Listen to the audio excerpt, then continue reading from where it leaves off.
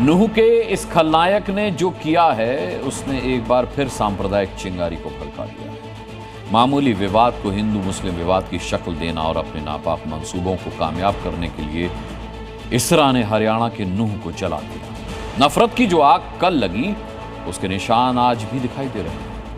आबो हवा में घुलते जहर से पनपती कट्टरता ही नफरत की आग को हवा देती है, जिसमें इंसानियत जलती है और अमन चैन भाईचारा सब धुआं धुआं हो जाता है।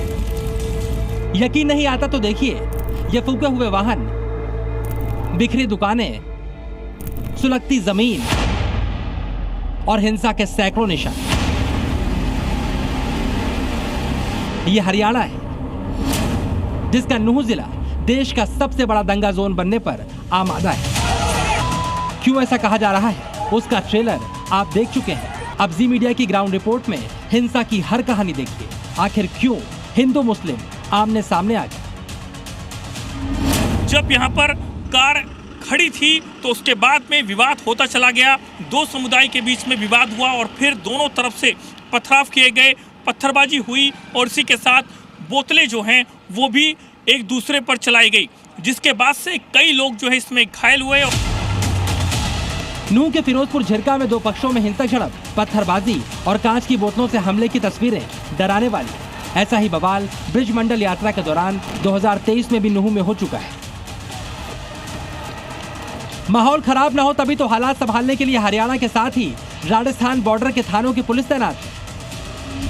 नूह में हिंसा के बाद भारी संख्या में पुलिस फोर्स को यहां पर तैनात किया गया है और इस वक्त आप देख सकते हैं कि जो हरियाणा और राजस्थान का जो बॉर्डर है, जहां पर कि नूह जो डिस्ट्रिक्ट है वहां पर गांव हैं जिसमें कि मुंडाका गांव है जो कि हरियाणा में आता है और राजस्थान में आता है हाजीपुर गांव।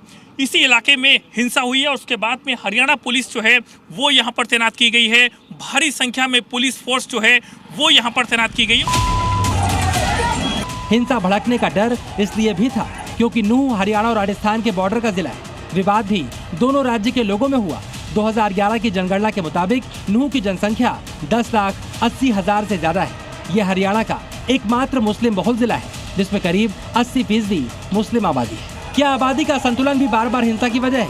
कुछ हिंदू तो यही आरोप लगा रहे हैं, लेकिन मुस्लिम इसे खारिज कर उल्टा आरोप लगाते हैं। हमें पूजा अर्चना के लिए भी सोच समझ के जाना पड़ता है। ये लोग ऊपर से पत्थरबाजी कर देते हैं। इनका यही काम है जी। कई बार जो इन्होंने आग दंगे करते हैं, मतलब हर आदमी को वो करते रहते हैं। ये मोटरसाइकिल में आग लगाते हैं, झोपड़ी में आग लगाते हैं, रोड पे कटे करते हैं, टेरों में आग लगाते हैं। तो कोई लड़ाई ना, कोई भिड़ाई ना, कोई बड़ा करना आपस में होगी, हम इनको बीच बिचाव कर दियो। पीछे जब एकदम से आया है, जब उन्हें तोड़ फोड़ करी, जब जाकर लड़ाई हुई है, उन्होंने थप्पड़ दगे रख दिया। फिर मौजूदा पे जब दे लिया तो उसी पे कहा सुनी होने के बावजूद अब हमारे आदमी तो कम थे, वो पूरा गांव आ गया।